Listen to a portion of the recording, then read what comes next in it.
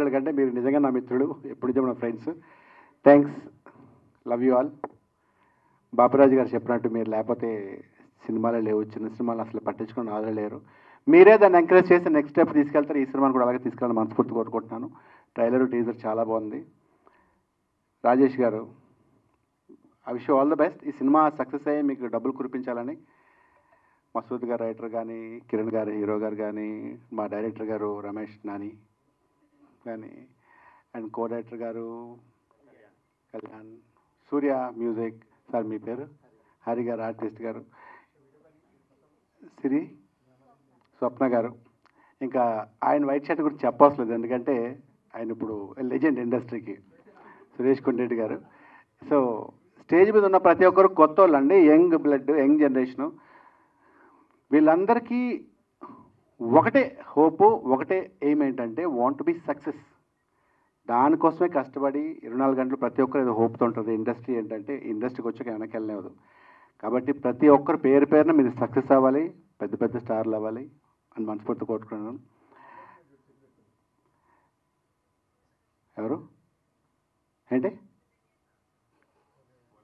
Okay, so అది sir, cinema trailer చాలా బాగుంది.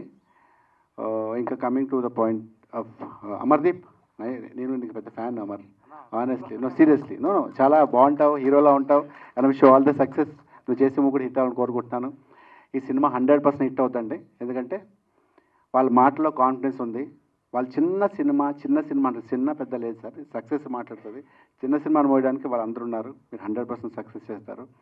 ఇంకా సురేష్ కొండరెడ్డి విషయానికి వస్తే, ఈ సినిమాలో నేను క్యారెక్టర్ చేస్తానని చెప్పి ఆయన ఫోన్ చేశారు డైరెక్టర్ గారు. నాకు డేట్ లేవని చెప్పాను. డేట్ లేవంటే ఎవడరా నీకు డేట్లు అడిగాడు, ఎస్ నువ్వు లేకపోతే అని చెప్పి సురేష్ కొండరెడ్డిని పెట్టుకున్నారంటే.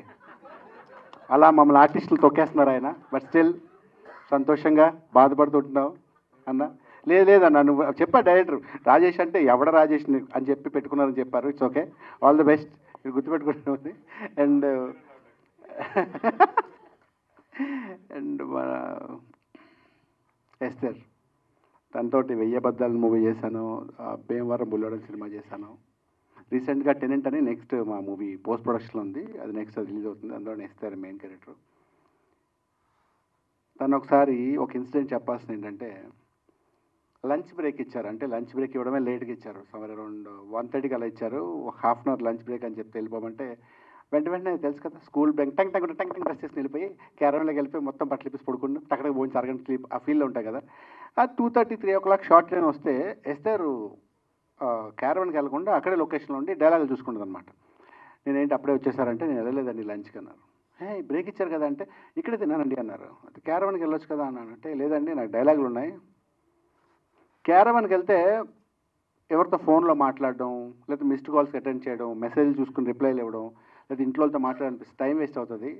నేను డైలాగులు ప్రాక్టీస్ చేయాలని చెప్పి ఆ డైలాగ్స్ ప్రాక్టీస్ చేస్తూ ఉండిపోయింది. అంత డెడికేటెడ్ వర్క్, అంటే అంత సిన్సియర్.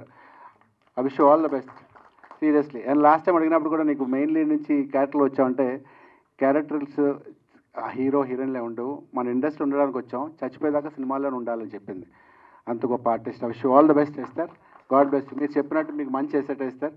వీళ్ళందరికీ శుభం జరగాలని మనస్ఫూర్తిగా once again thank you so much for calling. Bapiraj గారు, ఆయన గురించి చెప్పడం నాకు బాగా తెలుసు, కానీ ఈయన గ్రేట్ మనం చెప్పడానికి సందర్భాలకి అంటే నాకు సీనియర్ కాబట్టి ఆయన గురించి చెప్పే స్థాయి నాకు లేదు.